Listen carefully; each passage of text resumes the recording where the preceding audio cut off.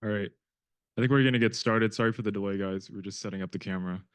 But welcome to the event. We have a very special guest speaker today. He's an AI researcher based in San Francisco. He currently works at OpenAI, where he contributed to OpenAI's O1 model, a frontier model trained to do chain of thought. From 2020 to 2023, he was a research scientist at Google Brain. His work, chain of thought prompting, instruction tuning, and emergent phenomena.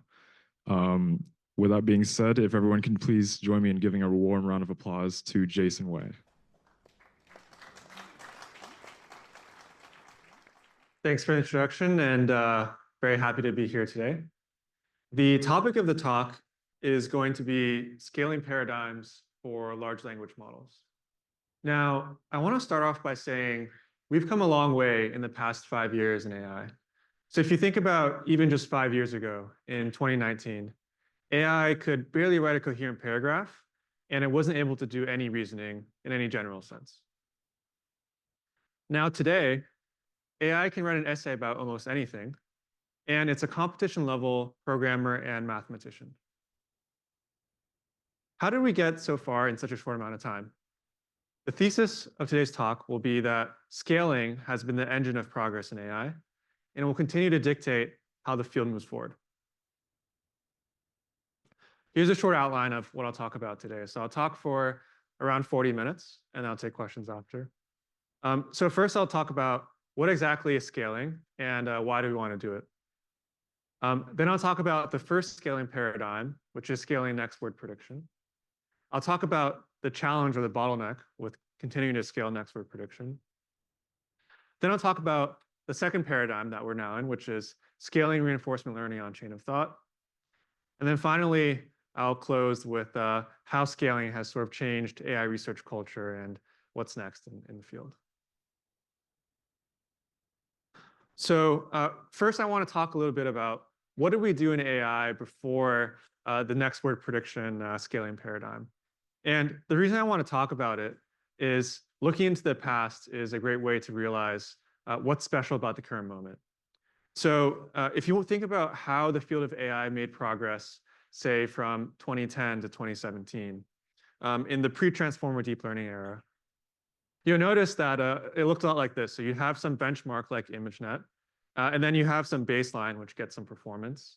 And what people did is you do various things to beat the baseline. So you'd have like a better architecture, and then you'd go and add in some inductive bias, and then you'd improve the optimization, and maybe you do some hyperparameter tuning.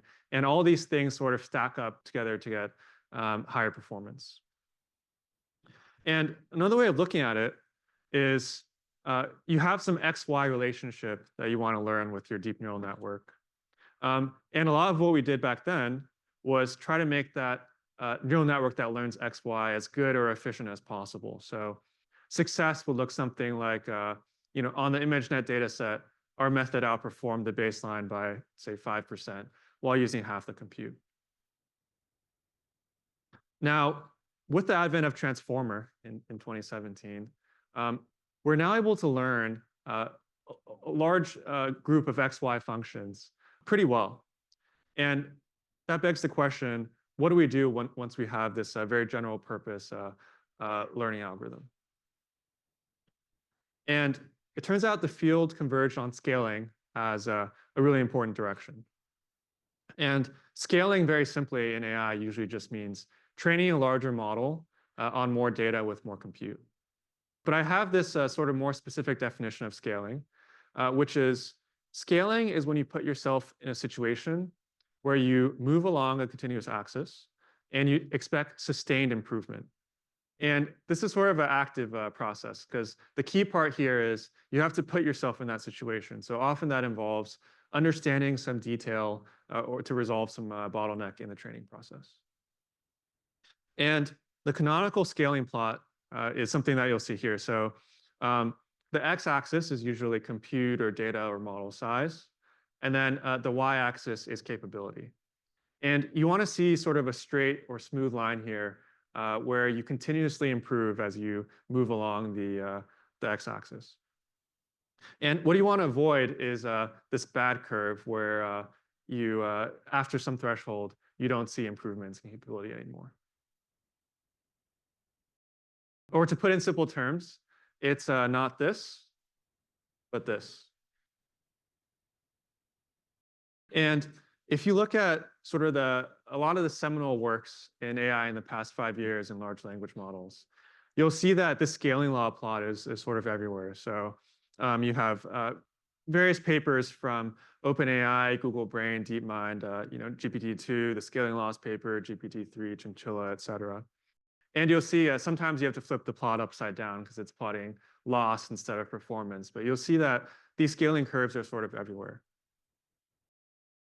And they're sort of the hallmark of doing work in large language models. So, at least at OpenAI, if you walk into a meeting and you have one of these plots, you're probably going to get what you want. Now, one thing to note is we take scaling for granted today, but for the past 5 years, scaling was sort of not this super obvious thing.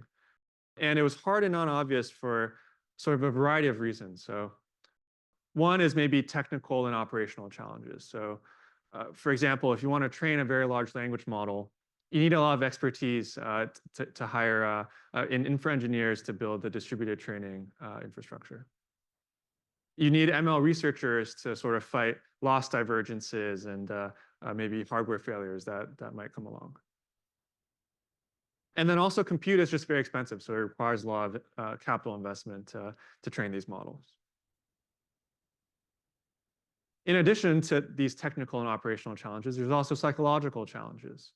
So for example, as human researchers, we like to work on inductive biases, which are when you improve an algorithm and you get a better performance on a task. And these things where you have a hypothesis about, oh, this algorithm might improve performance, is something that we as researchers really like to do. And that's sort of not directly connected to scaling. Second, there's always this argument that humans don't require as much data to learn the same abilities that AI does. So for example, a human will read much fewer tokens than GPT-3, but still be able to write coherent sentences. And then third, scientific research incentives usually don't match the engineering work that goes into scaling. And so, in academia, to publish a paper usually requires some novelty, and scaling doesn't necessarily have that. So given these challenges, why do we scale? And I put together this very simple. So if you're in the not scaling paradigm, the challenge is that each time you want to improve performance, it requires some ingenuity on a new axis. So like each improvement requires some creativity and is not guaranteed. And second, we want AI to do a lot of tasks for us. And when we require training a task-specific model for each task, it's not really a super scalable paradigm. Now, when you're in scaling-centric AI, by definition, you have a way to reliably improve capability, which is increase whatever's on your x-axis. Now, the challenge here is that it's often very expensive. So the x-axis, as you'll see in some of these plots, is usually on the log scale. But the good news is, if your measure of capability or what's on your y-axis is very general, you can often justify even an extreme investment. And of course, I'd encourage everyone who hasn't read this to read The Bitter Lesson, which is an essay by Rich Sutton. And it's a wonderfully written essay that basically says general methods that leverage compute are the most effective, and that things at scale will ultimately win out. Okay, so let's talk about the first scaling paradigm, which is scaling expert prediction. And this paradigm started in 2018, and we're still also in this paradigm. And it's very simple. Just get really, really good at predicting the next word. Now, one thing that's sort of not obvious here is like, why do you get so much, or why do you get such a capable model just by predicting the next word? And my answer here is next word prediction can actually be seen as massively multitask learning. And as a review, here's how like the next word prediction objective works. So you have some sentence like, on weekends, start with students like to.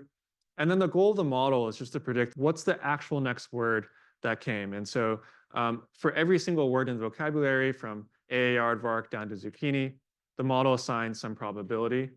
And then the goodness of the model is just how close is the actual next word, say drink. What is the probability that the language model assigned to that? And how close is it to 1.0? And you can consider, if you train a large language model on a very large corpus of text, most of the text from the internet, what are some tasks that you might expect the language model to do after it does this training? One obvious task is grammar. So there might be some sentence in pre-training that says, in my free time, I like to. And by the language model learning to upweigh code over banana, it learns something about grammar. You'd expect the language model to learn world knowledge. So in a large pre-training corpus, there's probably some sentence that says, the capital of Azerbaijan is. And then by the language model learning that the next word is probably Baku and not London, it learns something about the world. The language model will learn sentiment analysis. So probably there's some sentence on the internet that's a movie review, and it says, I was engaged on the edge of my seat the whole time. The movie was. And by learning to upweigh good over bad, the language model learns this classical NLP task of sentiment analysis. You'd expect the model to even learn things like translation between different languages. So for example, there's probably some sentence on the internet that says, the word for neural network is. The language model learns to upweigh neuronal set over privet. You might even expect things like spatial reasoning. So there might be some sentence on the internet that says, Iro went to the kitchen to make tea. Standing next to Iro, Zuko pondered his destiny. Zuko left the. And then by learning that kitchen should probably have a higher probability than store, the language model learns something about spatial reasoning. And then finally, you'd even expect the language model to learn things like math or mathematical reasoning. So there'll be maybe answer keys to arithmetic exams online. And by learning to predict that the next token after 3 plus 8 plus 4 should be 15 and not 11, the language model learns something about doing math. And you can imagine if you have a very large corpus of text, there'll be millions of more tasks like this. And so you should think of this as really extreme multitask learning. Now, the paper that sort of popularized this idea of scaling next word prediction is the scaling laws paper by Kaplan et al. In 2020. And their thesis was very simple. Language modeling performance improves smoothly as we increase the model size, data set size, and amount of compute for training. So on the x-axis is the amount of compute used to train the model. And then you'd expect that the next word prediction ability gets better. And the key thing is that the performance does not saturate. So it's not aligned like this. And the reason this is important is that when you see that the next word prediction ability continues to improve, you can confidently invest more money in training the next larger model. And the reason they call this scaling laws is because in the paper they tested this over 7 orders of magnitude. And so it'd be surprising if the trend did not continue to hold. Another question that is pretty natural to ask, but we don't have a great answer to, is why does scaling work? And I can give like 2 sort of hand-waved explanations here. So one is, so for a small language model, memorization is actually really costly because you have, by definition, a limited set of parameters. And so you have to be choosy about what type of information about the world do I want to encode in the language model. On the other hand, if you're a large language model, you have a lot of capacity to memorize information. And so you're very liberal in trying to memorize any tail knowledge. A second reason that scaling works is if you're a small language model, you don't have as much compute in a single forward pass. And so you'd mostly be trying to learn, like, say, first order correlations. On the other hand, for large language models, you have way more layers and you can encode a lot more in a single forward pass. And so you're probably learning a lot more complex heuristics.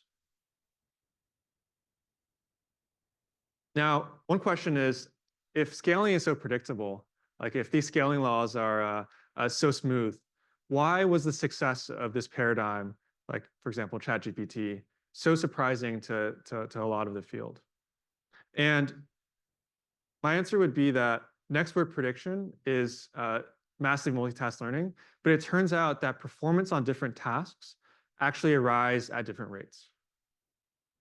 So the way you can think about this is consider overall accuracy as a weighted sum of all the individual subtasks that you're actually learning. So like, the overall accuracy would be some small coefficient times the accuracy of grammar plus some small coefficient times the accuracy of world knowledge to sentiment analysis, math, spatial reasoning, et cetera.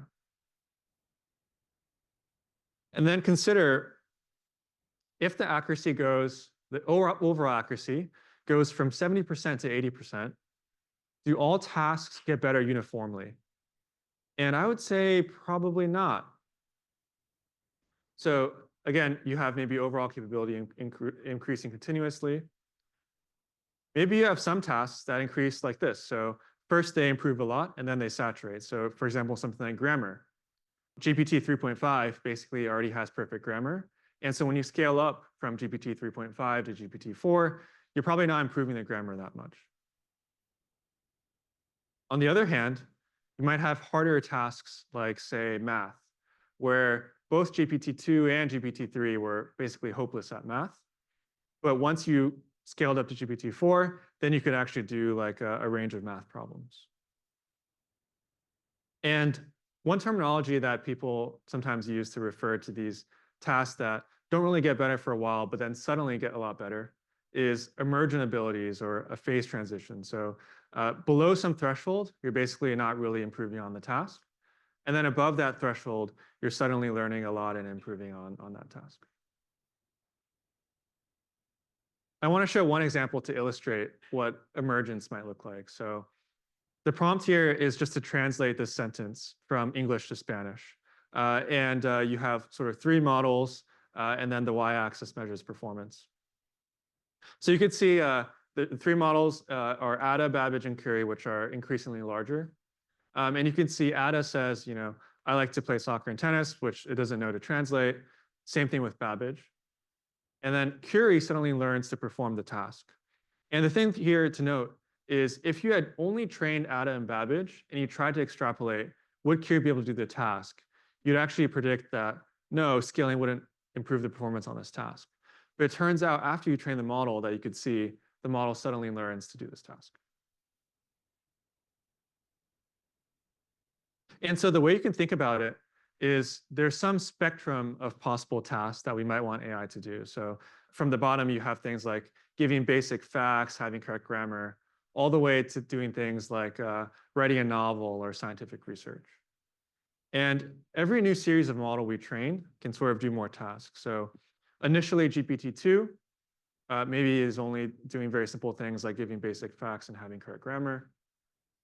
GPT-3 can translate a sentence or write a summary. GPT-4 can do more complicated things like help debug code and write a decent poem. And so you can think about each new model has these new emergent abilities that it's able to perform. It can do an even larger subset of the spectrum of possible tasks. Now, if next word prediction works so well, can we just continue doing this to reach AGI? And my answer is maybe. I think it would be hard, but there's definitely a bottleneck and maybe a more efficient way to go about it. And the bottleneck is basically this. Some words are super hard to predict and take a lot of work.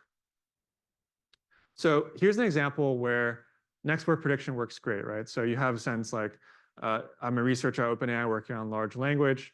And then everyone here knows the next word is probably models.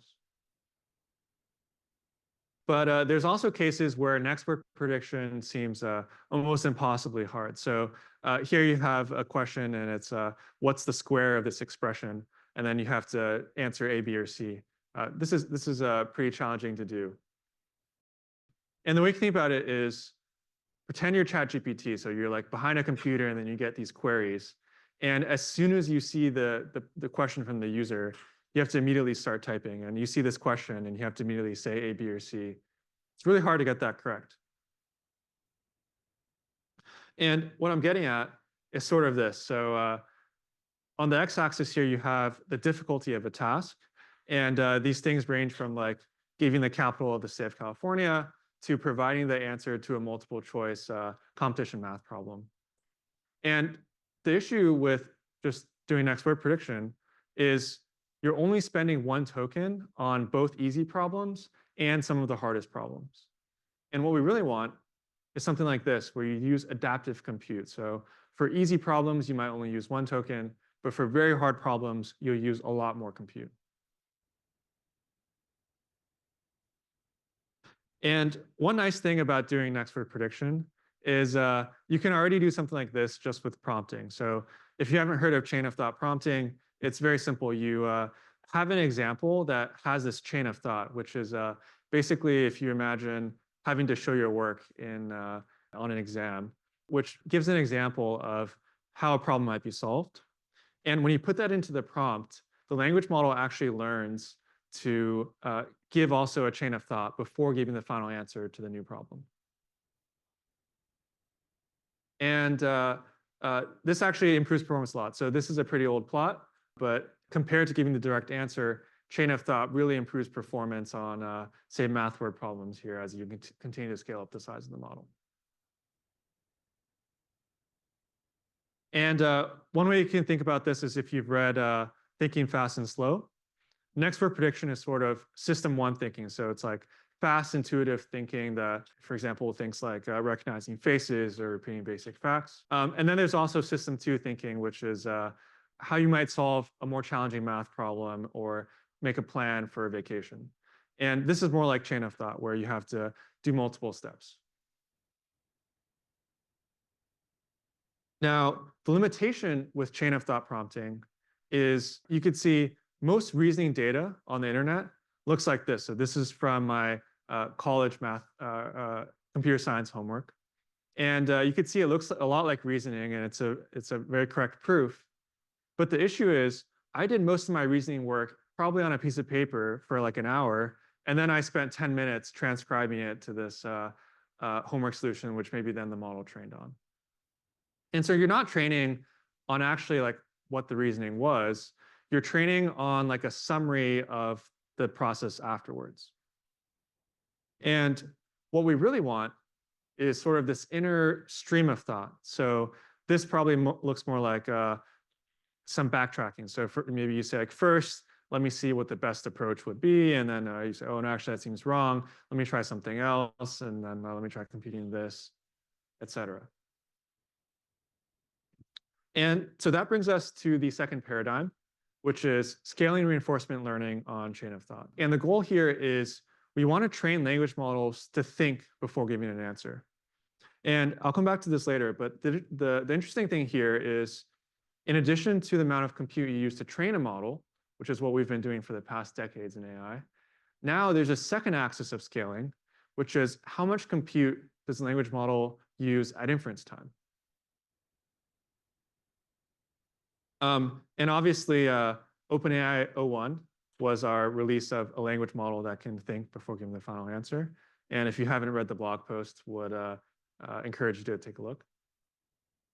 I wanted to show a few examples of the chain of thought that we published in the blog post. So in this example here, it's trying to do a chemistry problem. And you can see it's actually the raw chain of thought and not a post hoc summary of the reasoning. So here it's saying, first, let's understand what's being asked. Then it says, oh, I want to figure out what ions are present. Then it says, we need to calculate the pH of the solution. So it's doing some planning.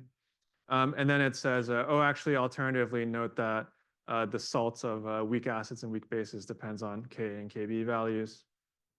And then it says, oh, maybe actually a more accurate thing is to find Kb. And then it says, oh, the correct formula is this. And And then finally it decides that, oh yeah, it has a good answer, and it says the pH is 6.21. Another example of a class of use cases where chain of thought really helps is problems where there's an asymmetry of verification. So if you consider things like a crossword puzzle, Sudoku, or like writing a poem that fits certain constraints, it's a lot easier to verify a solution than to generate one. So here's an example of a crossword puzzle. And there's some clues for across and down. And you can see first the model brainstorms a few possible solutions for across. So it has like escape, avoid, dodge, etc. And then once it starts to look at the down, then it decides like which one it actually picks for one across. So it decides that a state is the right one. And we find that doing this reinforcement learning on chain of thought improves accuracy on problems where you'd expect reasoning to help a lot. So for example, competition math or competition code. So you could see in the bar, the teal is say GPT-4o, which doesn't think before reasoning. And then O1, preview and O1 are models that can think before reasoning. And you can see the difference is basically between barely being able to do, say, 10% of the problems to be able to solve the majority of problems in a particular benchmark. Now, back to scaling compute, you could see you have a good scaling law plot, both with training time compute and also with inference time compute. So with these models, you can toggle the amount of time they're allowed to think, and you could see that performance increases as you give them more time to think about the problem.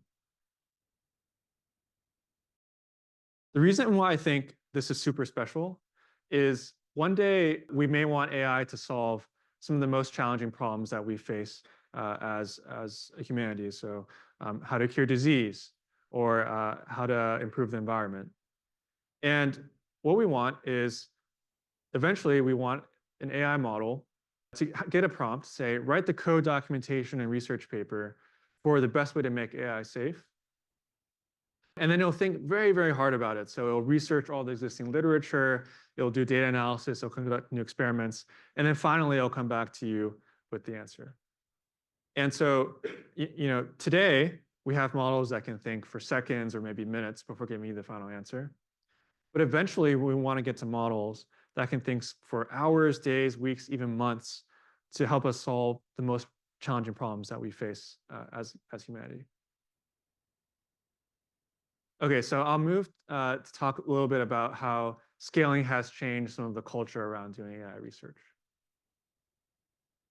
The first shift is sort of a shift to data. So again, if you look at AI as trying to learn relationships between X, Y, in 2010 to 2017, how do you make the neural network best learn any given X, Y?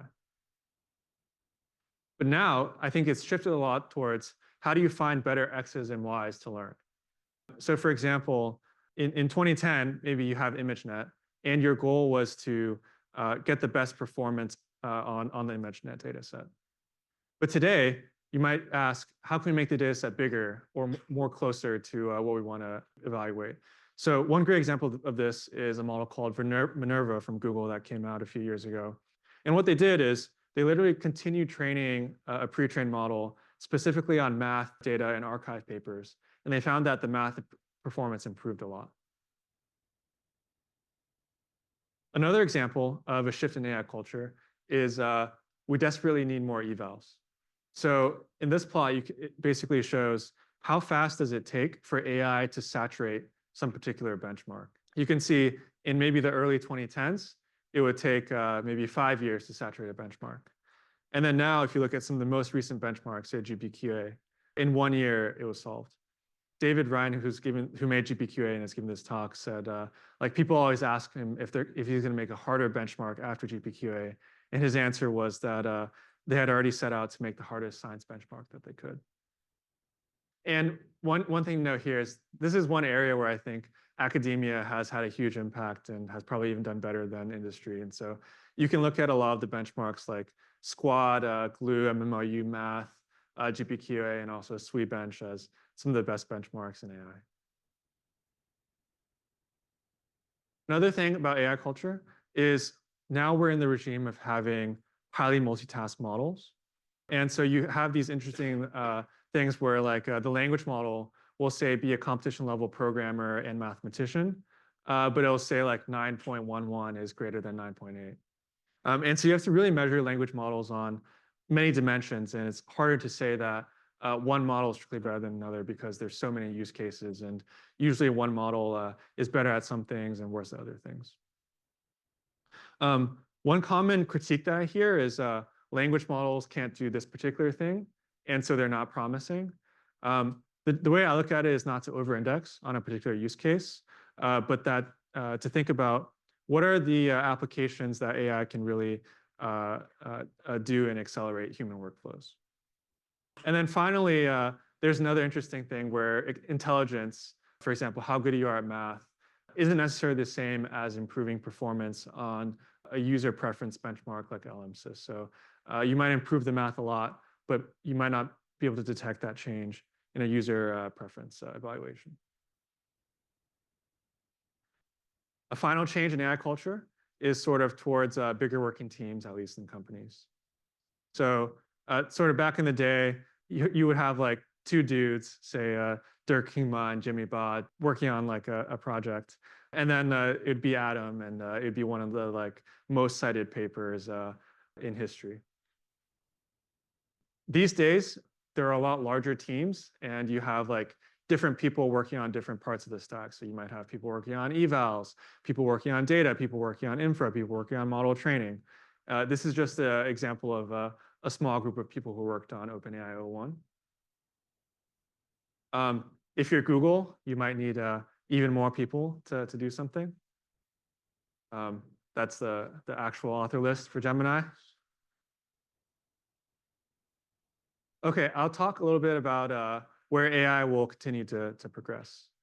So I think one big application that I'm really excited about is AI for science and healthcare. I feel like a lot of people, their interest in AI actually stemmed from using AI to do, say, scientific research. And the reason is like, as human researchers, we're flawed in many ways, right? Like we can't really memorize that much, and we get tired, we get distracted, et cetera. And I think AI that's very intelligent has a chance to really accelerate us. Another example is I think we want to build more factual AI. So right now, I would say ChatGPT hallucinates more than we'd want it to, or the limit could be. And so we want to move towards AI that can say it's confident about certain facts or be able to cite sources. Another big area is multimodality. I think we made a lot of progress in language just because it's such a compressed representation of information. But increasingly, we're seeing AI with, for example, advanced voice mode or Sora, be able to see, hear, and speak. I think tool use is another big direction where we sort of have a lot of the pieces together, but it hasn't been working as well as it should. And we want to move towards AI that can, say, do tasks on behalf of a user or maybe initiate conversations. And then finally, I think there's a lot of work to be done in AI applications. So I feel like there's usually an overhang between the max capability of a model and like what the model is currently being used for. So for example, Waymo and SF is like fully self-driving, but it hasn't been scaled to the rest of the United States. Or, a language model today would probably be able to take your order, but we don't have AI in all restaurants. So to conclude, in 2019, AI could barely write a coherent paragraph, could barely do reasoning. This year, it's progressed a lot. I encourage everyone to think about what this might look like 5 more years from now. In Finding Nemo, Dory has this saying, when you're in trouble and you don't know what to do, just keep swimming. I would say just keep scaling. And thanks for listening to my talk.